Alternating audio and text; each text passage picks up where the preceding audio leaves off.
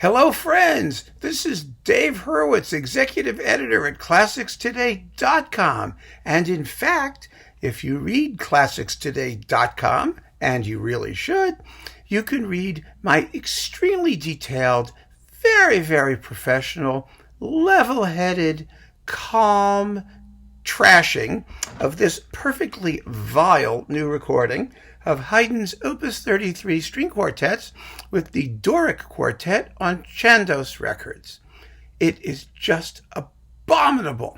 And I'm going to get to talk about that because while that is the more sort of journalistic approach to reviews, this is the performance art approach to reviews. That is how I feel about these performances. I mean, remember that fabulous scene in All in the Family where Edith is sort of yapping away and Archie Bunker does the thing with the gun,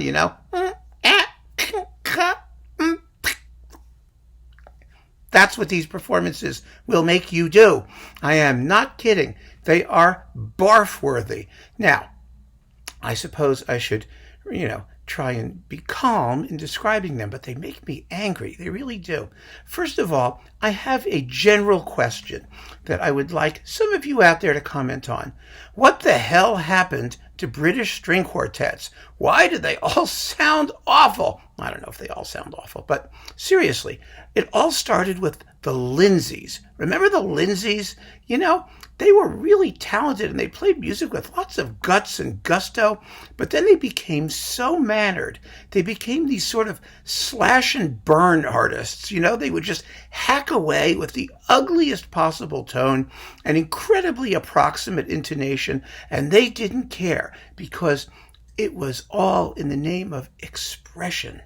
Well, if you take that aesthetic, that we don't give a damn how ugly we sound aesthetic, as long as we're being emotionally truthful, presumably, as if it's a zero-sum game and you can't be emotionally truthful while also playing beautifully.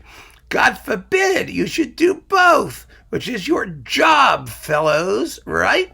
Anyway, if you do that, then you add to that all of the mannerisms and nonsense that comes with the period instrument approach to this music. You get a perfect storm of hideousness, timbral and interpretive. And it's really shocking because I'm thinking in Haydn specifically. Let's talk about Haydn. You have the London Haydn Quartet, or whatever the hell they're called, on Hyperion, which is absolutely the ugliest quartet ever. I mean, the Doric Quartet here they are. I mean, standing here on a construction site, notice the steel girders. It's all very artistically posed. And there's something to be said about that. But wait a minute. But the thing is, we're talking about those Hyperion recordings. Oh my God, they're horrible. Nothing will ever match them for horribleness. I'm sure nothing will. I mean, well, I shouldn't say that, but they're terrible. And now you have these folks. Now, the Doric Quartet plays on modern instruments. But like the Buchberger Quartet, they play in period style on modern instruments, which of course you can do. There's nothing wrong with doing that. Lots of groups do it. But the irony is, here is the irony. The irony is that modern instruments do easily what period instruments do with more difficulty. And the reason the instruments were modernized in the first place, as you well know, is to do those things because the music demanded that they do those things. People were keenly aware of the inadequacies of instruments back in the day, and so they improved them so that they could better play the music that the great composers, like Haydn, for example, wrote for them.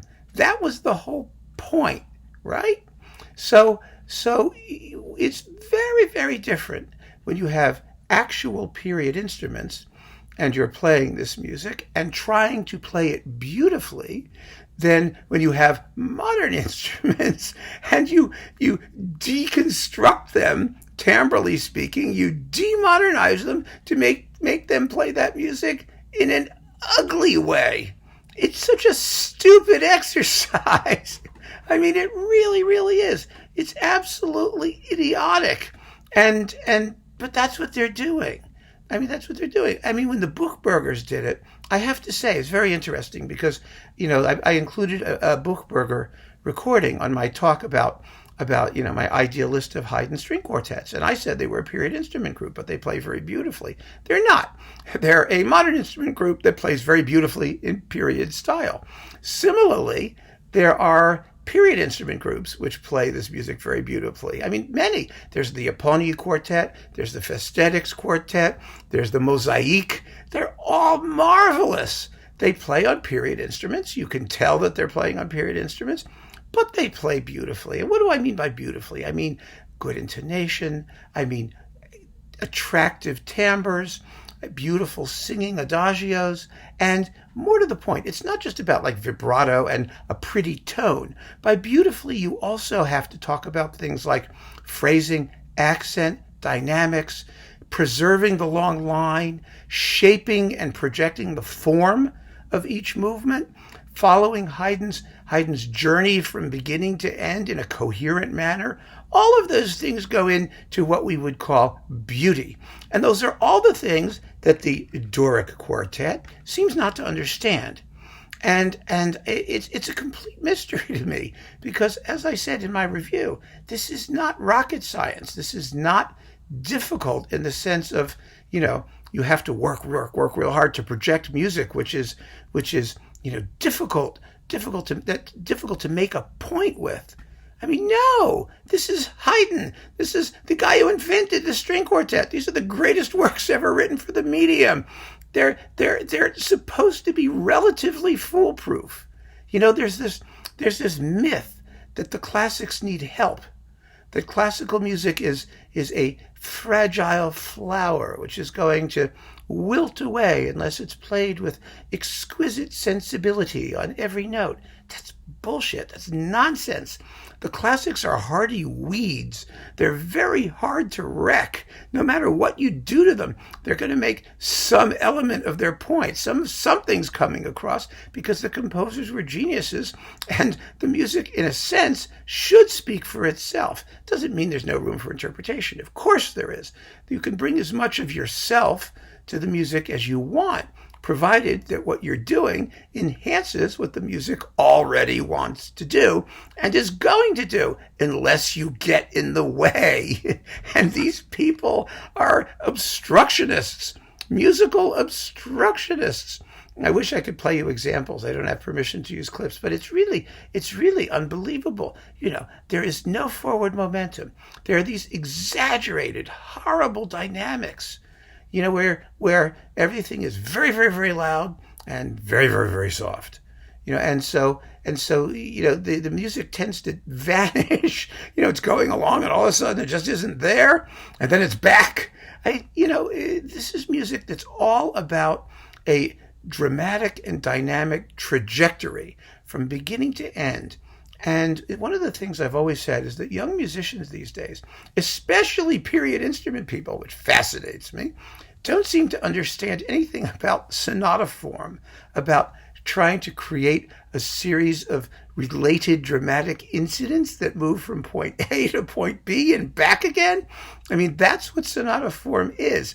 And to project that, you need to have a certain continuity of phrasing. You need to have a clarity and intensity of timbre.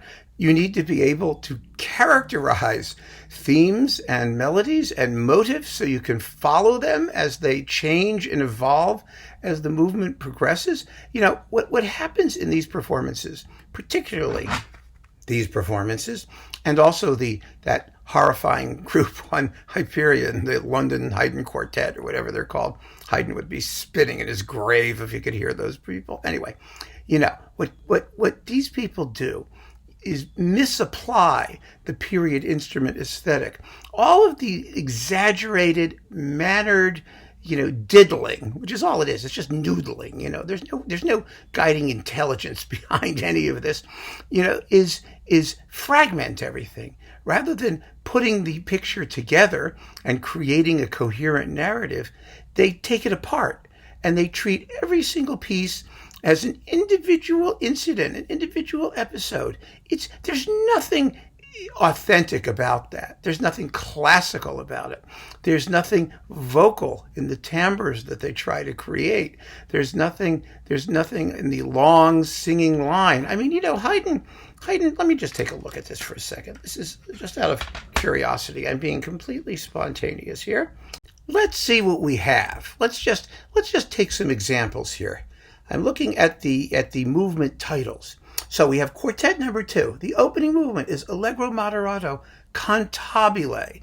It should sound like singing, songful, not this fidgety, every single note is separate from every other note and unrelated to it because distinct.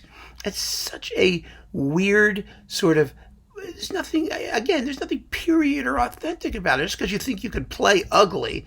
I mean, good period instrument playing is not about playing ugly. It's about using your ugly instruments to sound beautiful and vocal. So you have an Allegro moderato cantabile. The slow movement is Largo e sostenuto, sustained. Really sustained, beautifully sustained all the way through, right? And then we go to, let's see here. Let's find another one. Number 5. The slow movement, Largo e cantabile, songful, singing. Time and time again, whether within the movement or in the name of a movement or the title of a movement, you see that Haydn wants you to create a long singing line for things to be sustained, to be coherent, to relate to each other. And that's what happens with these performances. They ignore that. They just ignore that. They're completely obsessed with the minutia of, like I said, look at the picture. Let's go back to the picture, right? Very modernist, very mannered. They're posed. Look at them. This is the performance. This is the visual equivalent of the performance. Each player is sitting in a modernistic construction site on which they are posed artificially in every nook and cranny and crevice. It's a fabulous, perfect, visual, what's the word? Visual, what you call it, Hooji? It's a perfect visualization of the actual performances where there's no sense of ongoing dialogue. There's no, it's, oh God, they're just so bad. Why do I keep trying to think of different ways to say they're bad? The way to finish is just to say they're bad. They're really, really bad. This is not Haydn playing. I don't know what they're doing. It's a weird, alienated, modernistic, completely divorced from the aesthetic of Haydn himself, and adopting a bunch of period instrument mannerisms does not create Haydn. It doesn't create authenticity. It doesn't create an idiomatic performance, because it's really all about feeling the music, phrasing the music, singing with the music. If you do that, then how much vibrato you use and what instrument you play it on, whether you're using gut or a bow, it doesn't matter. What you get is great Haydn. But when you take it apart like this, ugh, God, it's a wrist-slitting musical experience. And with that, I leave it to you to hear it for yourself or not. Because one of the things I always tell labels is there's no such thing as bad publicity. And I know, and you know, that as many people will go and listen to something because I hate it, just out of curiosity, or because they hate me, and so they hate that. And so they'll love it because they hate the way I talk about it. I don't care. I don't care. If you want to listen to it, go listen to it. It's entirely up to you. But I got to tell you, this is not good Haydn quartet playing. And it's a pity, because you got these talented people. They should be smarter than that.